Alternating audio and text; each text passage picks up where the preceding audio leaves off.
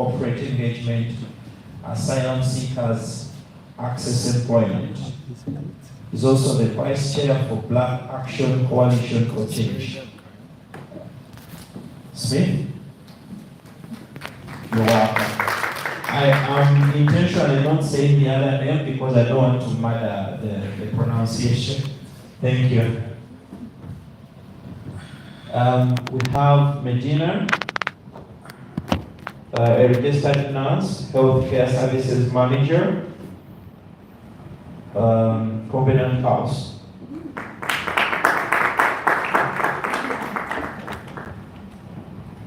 We have Natalie, the manager of housing and youth programming, Youth League.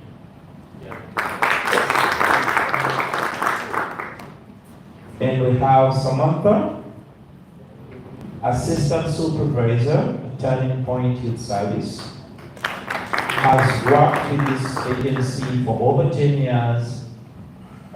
She has worked in the shelter for most of the years at Turning Point and is a concurrent disorder program coordinator.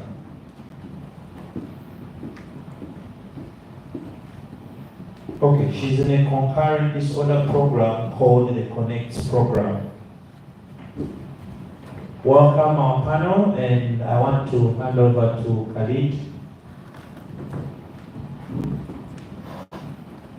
You have up to 4:30 for this engagement. Thank you. Yes, you're wonderful people with amazing ideas.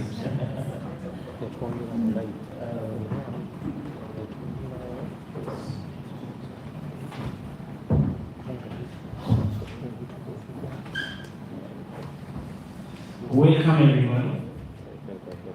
I just want to release some good energy, so the shock just like as an immigrant, today's lesson is just like what moving my heart. So I'm so happy to be invited as a moderator and just like support here. Thank you for inviting me. My name is Khalid Abusakar. I know my last name is so long to pronounce, so it's okay. Don't worry. So I'm going to be the moderator for this panel. The topic for today's panel is just like the challenge faced by young immigrants and refugees. And the goal for today's panel is going to be identifying barriers and explore ideas to empower youth during residence and during resettlement and integration. So before I start the panel, I just want to share my own personal journey to Canada. And I just want to walk me through that way. So I arrived in Canada in March 19, 2022. Before I arrived in Canada, I used to live in Ethiopia. So while I was in Ethiopia, I was a third-year computer science student. So in Ethiopia in 2022, if you are guys seeing news or anything, there was a huge time, like civil war was just boosting everywhere.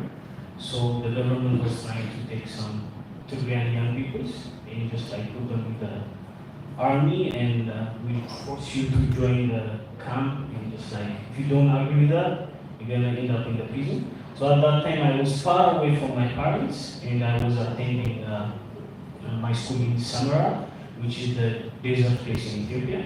So the minimum temperature over there is just like 35 degrees centigrade something. So it was a very, very tough time over there. So I stayed there for 3 years. So I was just left only with 1 year to finish my school. So I wasn't lucky, so the war started. So I was forced to join the army. So at that time I just said no and I ended up in the prison for 5 days. So after that, I was lucky enough to get a student visa in Canada. So before the war started, I was trying to apply for scholarships and something. So I was not lucky to get the scholarship, but I was able to get the visa for Seneca College. So after I get the visa, I used the visa to escape from the country. So I just left my lovely home in March 19, 2022, before 2 years. That time I was 22 years old, so my age in the year is the same. It's now 2024, I'm 24 years old, so that's a bit funny. Upon arrival in Canada, at that time, the information I had when I was back home about Canada, it was kind of different. So the information we had is just like Canada is heaven. You can eat food everywhere. You can get anything everywhere. You can sleep everywhere. Nobody will touch you. It's just fun. You can get money everywhere. Just like they think like it's kind of easy to do. So that was the information I had when I came from Canada. And can you imagine most of the how many young people had that information in their mind before they left their country? So I was having that misinformation, so I just came in Canada and asked for asylum. And the first thing I asked for the officer was just saying like, where am I gonna go now? And he just said like, you don't have anybody? And I just said, yes, I don't have anybody. He gave me a bunch of papers with full of phone numbers and agency names. And he told me to sit and call. So I was trying to call like every 30 minutes or kind of thing, but no one was able to respond back and help. So I slept in the airport for 1 day. So after I slept in the airport for 1 day, I was not capable enough just like to stay there, so I decided to leave the airport. So I went to I don't know if you guys know where is the subway station. So I slept in the subway station for 1 week without not getting any support. At that time, the English I had was not that much strong like this. So it was tough for me to communicate and just like explain my feeling. So I don't know if you guys remember in March, that time, there was a huge crime happening in the subway station in Kyushu side. So at that time, I was there in the subway station and I was watching, and it was so tough for me at that time. So after 1 week, I was lucky enough to find a shelter. Someone supported me to find a place, and I went to this place that makes me feel like Canada is a better place to stay. And at that point, after I went to the shelter, I felt like, okay, Canada is the second home. And this place is known as Covenant House. It's located in 20 Gerrard Street. So after I went there, the first meal I get, the bag lunch, was a life-saving meal for me. Within those 1 weeks, I was not in a good thing. I just wanted. So at that time it was very, very tough. So they gave me food and I accessed some services in the drop-in center, and I was lucky enough to manage things. And after the 1 week, after some days, I was able to find a bed in Covenant House. So after I find a bed in Covenant House, the first 3 weeks I was racing. I was just like, okay, calm down. Now you're in a good place. I was telling myself like to relax. And all the services they provide me, all the things that I get, just help me to move on and just like proceed a new life in a new country in Canada. So I get access to school, and I was able to join high school in Broadview of Calic, and I was able to learn there for 8 months. And after I get my paperwork done, I joined my computer system technology program in George Brown College. So right now I almost finished my first year in George Brown College, and I am working in Covenant House as a peer support worker, which is just like showing the way that I so right now I'm giving back what I gave from them. It's like, and I believe in something. To help someone, being someone is enough. So that's my thing. It's just like to help refugees, being refugees is enough. That's the thing for me. So that's all. That was my journey to Canada. That's a little bit to you guys. So next, now I'll give the chance to the panelists to introduce themselves and continue. Hello, hi. My name is Samantha. I am the assistant supervisor at Training Point's Redwood program and short program and the shelter program. My story is a little bit different. than yours, in the sense that I also came to Canada when I was about 8. I was in the 90s, and my mom came as a skilled worker, and I had a lot of struggles with my country. I came from Jamaica, and I didn't speak Canadian English, so my experiences were slightly different. When I went into the school system, actually, they wanted to put me back in grade because they thought, I didn't know the appropriate language. and funny enough, when I went back in 1st grade, and I didn't stay very long because they learned that, oh wow, she knows a lot of stuff. She's quite smart. So I learned at an early age just from that experience, just how important it is to assimilate. And even now, when I work with a lot of the youth that I work with in the shelter, I always think back on that experience and how they probably felt and how it might have impacted them. And sometimes I find the hardest challenge when I am speaking, even with the staff, and I try to, talk about empathy and cultural sensitivity. Sometimes it's not always landing because it's almost that experience that they're missing, where if you haven't experienced it, it's hard to put yourself in someone else's shoe and really empathize with that individual. And so sometimes I always take it from the perspective of, what's valuable to you, and we talk about that. We talk about what that looks like and how different cultures may approach things differently. I remember having one staff, they said the funniest thing to me, where they said, we had a youth, and, they had their shoe on the counter, and they were washing their hands, and I couldn't understand why they had the shoe there. And I said, well, did you ask? And they said, well, no, I just thought they were being, a little bit, not appropriate. And I said, okay, well, let's talk about that. And as we talked, and we unpacked it a bit more, and I spoke with the youth myself, found out, this youth was, they were Muslim, and they were just preparing to pray. And I always use this example because I always say, we don't know something until we ask or we engage in conversations. And it wasn't that the youth wanted to be disrespectful in any way. It was just, they were preparing to pray, and this is just the way that they did things. So it's just those little key differences. I always say that, the one-to-one meetings, they go a long way. It's an opportunity for us to grow and learn about people.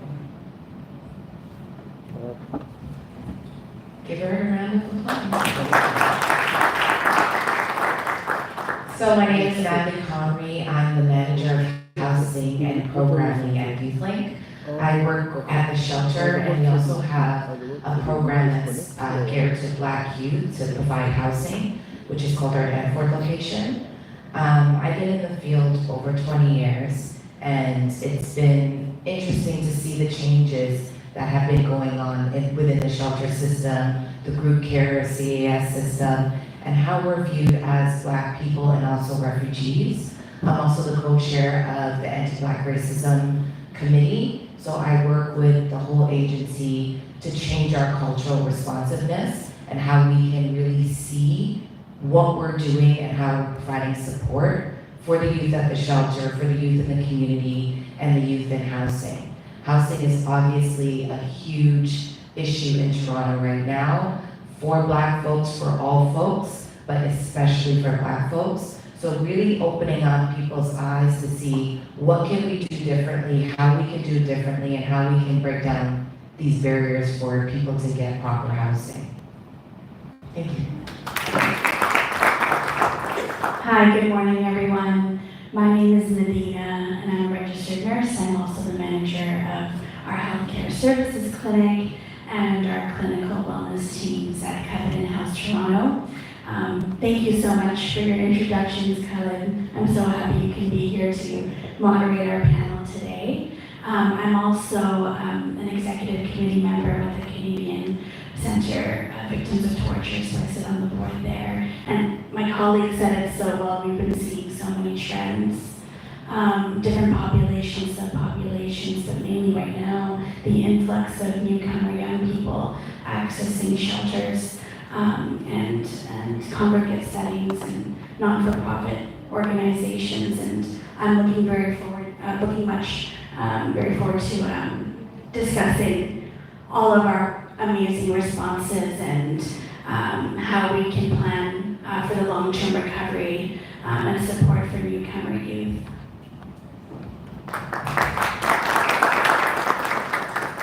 Thank you so much, Medina. Good morning, everybody. My name is Jamoy Smith. I work with Access Employment as one of their managers of corporate engagement, working directly with African asylum seekers, refugees, and other newcomers. And part of my role is working with the intersection of African asylum seekers and youth.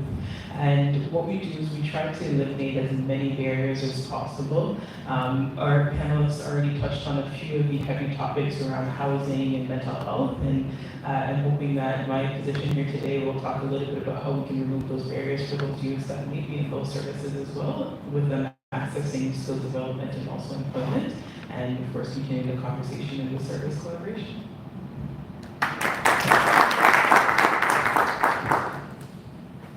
Okay, thank you all for listening to something this time. So my first question is going to be for Medina.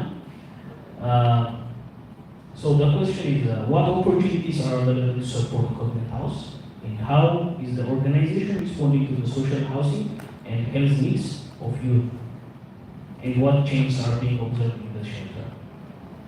Great loaded question. How much time do we have? I think we have 2 hours. I won't talk that long, I promise. So I'll first talk about it. I think we've established, and even hearing from the learnings from day one, that we're seeing an influx. We're seeing an influx of young people, asylum seekers, newcomer youth, specifically from East African countries, accessing Covenant House. There was last summer, majority of the young people accessing our core services, our shelter, our drop-in, our clinic, 80 to 90% were asylum seekers from East African countries, Ethiopia, Kenya, Uganda, and Tanzania. And in that time, we, even before in the last year, our numbers were normally about 10 to 30%. We were seeing, because we know that homelessness is a systems level issue. We see young people exiting different systems, whether it's a criminal justice system, whether it is social welfare, child welfare, mental health systems, education systems, and now we're seeing this influx coming from the immigration system. So those were the changes we were seeing, and at the time, we had a lot of changes already to center and amplify the voices of Black youth, programming committees, having a youth advisory council, but we weren't necessarily incorporating the voices of young African people. We weren't focused in tailoring our responses, and so we looked at the issue in several ways. First, with the social barriers coming to the shelter and accessing our programs. We thought we can't do this alone. It takes a village, and so we built partnerships with Sojourn House. We called up our friends at the IRCC. We wanted to get work permits in immediately. We wanted to get settlement services immediately, and also to ensure that the young people that are arriving have the opportunity to socially organize. And I think actually, Kevin, you've played a very, very large role in that, to be able to provide mentorship, opportunities for social engagement, integration into the community.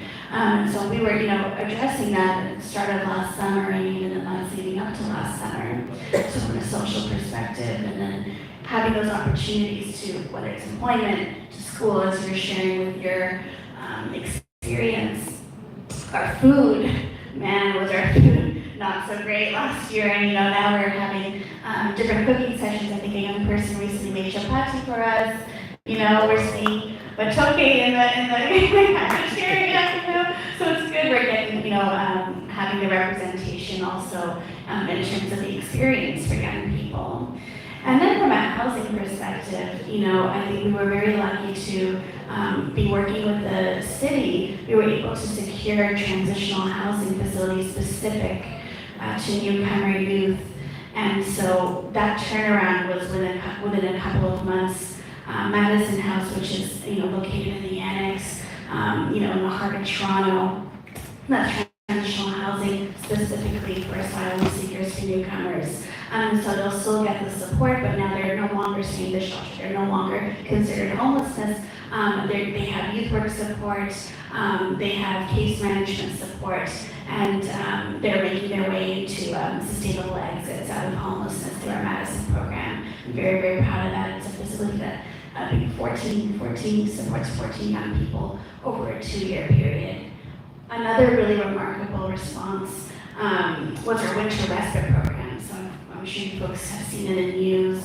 You hear from our communities that we're seeing young people, asylum seekers on the street. So at Covenant House, we're the largest shelter and agency servicing young people experiencing homelessness.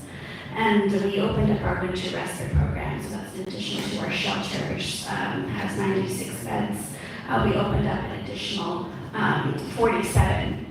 We were crammed like sardines, and this was a program that was running from November to April of this past year. And we were able to assist close to 150 young people from being off the streets. And so those beds, they were cots in our gym. We didn't want to turn anybody away. And so when people did come to access and were full, we just brought out more cots. We just found different places for those young people to be. And they receive the same service, whether it's case management, meals, immediate service, and then transition out of homelessness into more sustainable housing. So that was our response from a housing perspective. From a health perspective, our clinic, you don't require any form of ID or coverage. So we will work with a lot of people that have brown papers, but we also work with a lot of young people that are uninsured or undocumented who may have come to Canada on a student visa or a work visa that has since expired, and now they don't have any sort of form of status or coverage. And I hope we'll be talking more about it a little bit later, but 1 in 10 of our visits accessing our clinic are for folks, young people that are completely uninsured. And similar to the response in the shelter and the demographic, again, 70 to 80% of young people accessing us are racialized, and out of that, a good chunk, 60 to 70%, are Black African youth. So within the clinic, we provide primary care service, so immediate connection to a registered nurse. We lead a team of nurses, physicians, social workers, occupational therapists, and so we will address primary care, so physical health concerns, prenatal, gender affirming care, wound care, substance use support, and of course mental health with our psychiatry and therapy programs as well. And so within that too, other than the need of, we try to aim to be barrier-free, we're also in partnership with an organization that we contract interpreter services. But even then, when we think about a visit, when a young person sits down and they want to talk about their trauma, to have an interpreter there, even that can be a form of a barrier. So we are now working with the Canadian Center for Victims of Torture and working to bring in their counselors to speak Amharic, Swahili, Arabic, Tigrinya, and to provide settlement and mental health support in a young person's chosen language as well. And so that partner is going to be starting, and again, it's about that reconnection to community, reconnection to identity, and having that mentorship support that has been incredibly crucial. And having said that, in the summer of last year, we were sitting at 80 to 90% of our occupancy were young people that were asylum seekers. We're now looking at 50 to 60%, so we have seen a decrease, which for us is a good thing because that means that we're immediately trying to house people. We're trying to reconnect folks to their communities so that they're not experiencing the re-traumatization of experiencing homelessness. So I wonder if that's, or did it, okay. Perfectly. Did we answer it? Okay, great. Perfectly. So yeah, I know all those things like government house, so it's just like very careful what they use. So we calendar 25, they can get all the services and access. And the really good thing I just want to say is just like, especially when someone is new to a country, and when someone is new to a place, new in life and everything, it's just like those ages starting from 16 to 24 is the point where everything changes. So a young person can decide his future between those 16 and 25. So the impact that Covenant House is doing on those young people is just like remarkable impact. So thank you. As an immigrant, I'll say thank you for doing those things. Okay, my second question is for Natalie from Newsweek. How can we effectively support the mental health and emotional wellness of youth by culturally responding to their needs? And how can we connect with them to understand and address their cultural requirements? Thank you. So Covenant House is awesome, absolutely, and they do a lot of the work in Toronto and the greater part of Toronto. YouthLink is focused on Scarborough. So a lot of the youth that we see are around Scarborough, and if anybody's from Scarborough, you think Markham and Kingston Road, there is a lot of refugees that come into that area. And right up Kingston Road, if you think about it. So what we've been focusing on, especially at the shelter I'm at, because we have 70% refugee youth in our shelter right now, 70%, right? And we house on a smaller scale, we house 51 youth. And out of that 51 youth is 70%. So that's a big number of youth that are coming in that are refugees.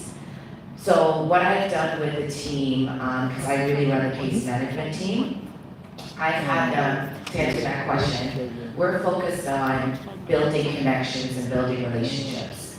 You can't case manage anybody if you don't know who they are, right? And I think a lot of the work that has been done in the past, because no one's being culturally aware, was that, we're checking off boxes. Do you have this paperwork? Do you have that paperwork? Your name, your age, go to the ID clinic, get your ID. Like, those stuff are important, yes, but what's really more important is really understanding that youth story and building that connection with that youth so that once as you know their story, now you're able to guide them to where they need to be. We have one youth that came in that didn't speak any English, so sweet, by getting the interpreter, getting the resources that she needed so that we can understand her. We understood that she loves to do hair. So now we set up a salon in our shelter for her to do the other youths here. Now that's a form of income for her, So really, my staff get mad at me because I'm like, they'll come to me with a situation, and my first thing is, did you get nosy? Because if you didn't get nosy, we don't have any of the answers, right? And not getting nosy in a negative way, but really understanding and culturally responding to that youth. Maybe they need a great cooked meal. Maybe they need, maybe they're praying and you don't understand that they're in that form of part of their culture.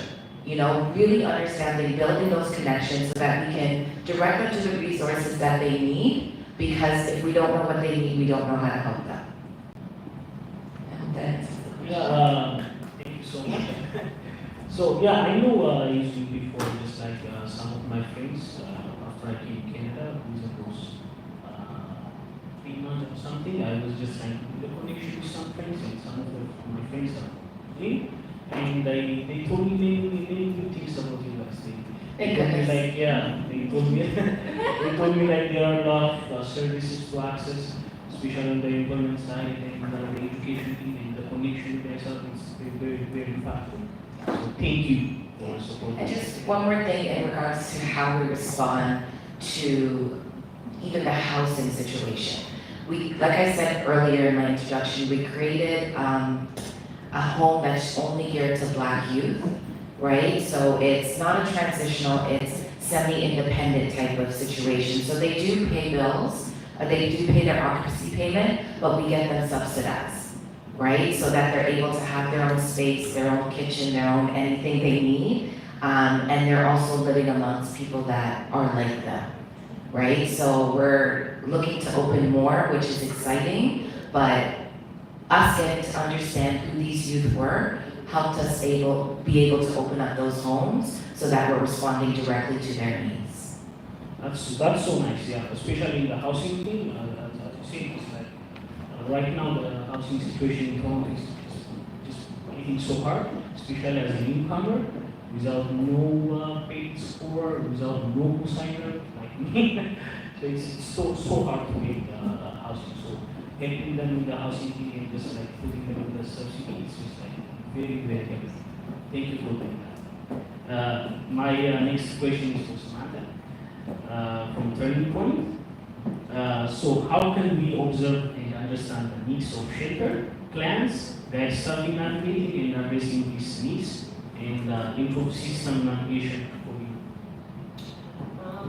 Well, in terms of fulfilling client needs, I think Andy kind of spoke to that, where she mentioned about just having one-to-one conversations. I think that is key. Sometimes we get so caught up, sometimes I think just on the stories, that we forget about the person as a holistic person. And so part of it is for Turning Point, and just to go back a bit, we're a little bit smaller, but we are in downtown Toronto, and so we have a bed program of about 35. We were at 18 when COVID kind of switched, so we're back at 35. But most of the youth that are actually in our program are actually refugees, and Black youth at that. And I would say that some of the things that I've learned from them is really let them sort of lead and give them the information. Really, case management, as you mentioned before, is important, but realistically speaking, it really is about this individual's life, and we're just recognizing that we're just a service that is providing particular services to them, but at the same time, at some point they're going to alleviate us, right? And we need to make sure that when we do put them in housing, that they know what their rights are. So we connect them to our housing worker, but we also provide programs where they get such things as like landlord and tenant rights and things like that. Because what happens is, you know, you put them in housing and then it's like, okay, they didn't know certain things and then they're losing their housing. Or when they're in their housing, you know, how are they sustaining themselves in terms of food? Maybe they only have 2 part-time jobs, but not quite enough to sustain themselves. So it's really educating and teaching them about the ways and how to sustain themselves in Canada. So I think that's a really key piece, and I don't think we talk enough about that. I think we talk about just the difficulty in getting housing, but what about sustaining it? You know, and what does that look like? When they're there, because sometimes in shelters we do end up getting back the same clients, and that's, for us, it's like, that's not what we want, right? We want young people to be successful when they do get out there. So that's the first piece. And then the second piece is also ensuring that the staff, you know, that they also have the resources and the knowledge. You know, are we connecting them to the appropriate services for the youth? Recently, we had a speaker, from Surgery House, come to our staff meeting and answer those difficult questions about newcomers and refugees and what that looks like. And you know, what we learned in there is that, you know, the youth and the staff would benefit from doing clinics. You know, and when I say clinics, in the sense of like refugee clinics, you know, it's not just about the paperwork, and there's a lot of information behind there that the youth don't know. How do I prepare for a refugee process? What does that look like? You know, and if by chance I don't get through, you know, are there other opportunities? Like, these are educational opportunities that we really try to make sure that youth are getting that information. So that's just a few things.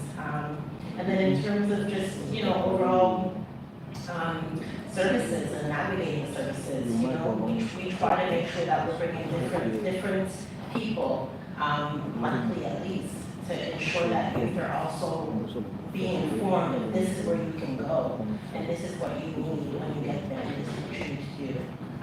And then just providing those supports to get there, right? Because something that people don't talk about as well is when you come as a newcomer to Canada, you don't know about the subway system. That sounds so simple to us because, you know, we've been here for a while. But for someone who has no idea, it's like, how do I navigate around the city to get to where I need to go? So it's the little things that really matter. Thank you so much. Yeah, that's true, especially the survey thing. I'm sharing my experience. So, I have funny experience. So once I don't have any information about the TTC and things in this time. So the TTC people are so nice, so they say, I'll go there and say, I'm refugee, I don't have money. They say that. You go in. So I just went in and I went to that Union Station and someone told me, I was asking, where's the train? And he just pushed me to the boat train. So I went to the boat train and I took the boat train kind of thing and they just asked me to money. And I said, is that the amount of money I should pay in Canada for the train? My God. And I paid the family thing. I paid the money and I went to the train. And he told me to another place that I don't know. So at that time I was in the shelter, so I called the government and I just said like, I need an overnight, I don't know where I am right now. And that was very hard, so especially the transportation thing, I feel it. Okay, my next question is for Jamoya from Access Employment. So how can we address issues around employment supports by creating opportunities for youth, ensuring sustainability, fostering collaboration, and coordinating services for trades and skill developments? Okay, that's a fully loaded question. I'll try to answer it. All right, so let's start off with in terms of services that are available for youth, especially asylum seeker, refugee youth coming into Canada, especially from African countries. One of the things that we do at Access and we hold very strong is our outreach and raising awareness. We don't do it by handing out pieces of paper. I know when you said when you came to the airport, Ahmed, one of the things that they did was handed you a list of resources and then it was up to you to figure it out. We're in the business of eliminating barriers. So what we do is we go into the communities and we talk to different agencies, whether it's agencies that deal with housing support, mental health, or just general refugee services or wraparound supports. We go in and we talk about our services, we talk about our programs, and we bring our programs there. One of some of the unique partnerships that we have, we work with the 519, you're probably aware of that. They work with over 8,000 African refugees and asylum seekers, and we go there weekly to do workshops and presentations on job search. So we're eliminating the barrier of the clients actually coming to Access or finding Access. We're going directly to the community. So that's one of the things that we do for you. We also have specified youth programs. And what we do with those youth programs is we load it with individuals who are trained to provide culturally sensitive support and also individuals from the community. And it's double-pronged because, as you know, trust is huge in the community, and typically when individuals feel, or folks feel very safe, they're more open, they're more willing to tell their stories, even though we're trying to limit people telling their stories more than once, but they're very open and they actually feel safe and able to receive these services. One of the other things that we also do around awareness and outreach is we are launching in the next year a mobile service unit. And what we're going to be doing with that mobile service unit is actually going into the community, so going to the places like the airport, going to the Covenant House, going to different parts of Scarborough and the GTA, and just bringing our services there, just to eliminate some of the barriers. One of the things that we also do in terms of eliminating barriers and encouraging sustainability for employment is we provide our youth with placement opportunities.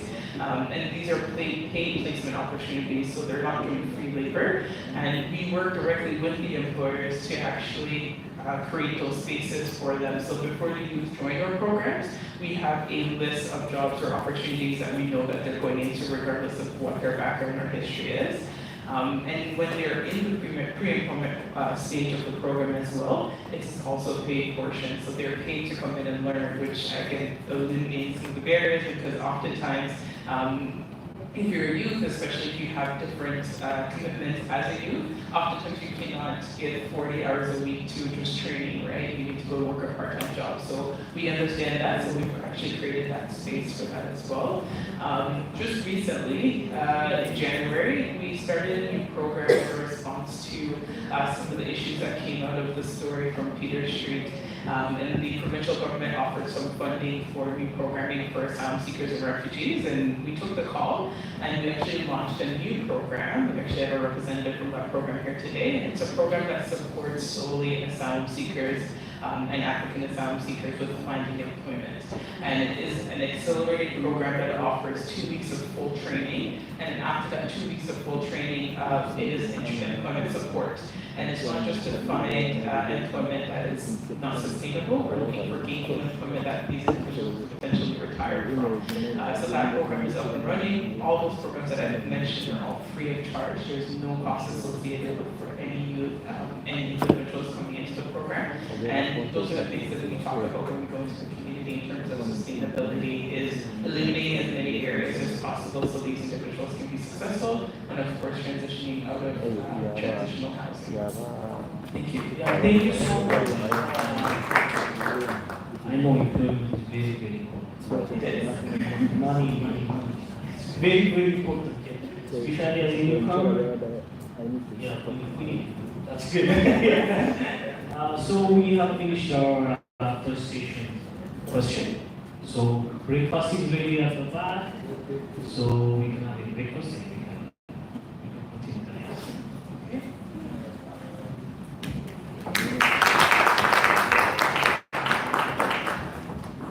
Maybe just to be proactive, we shall get the breakfast, then continue as it's a working breakfast. It came late.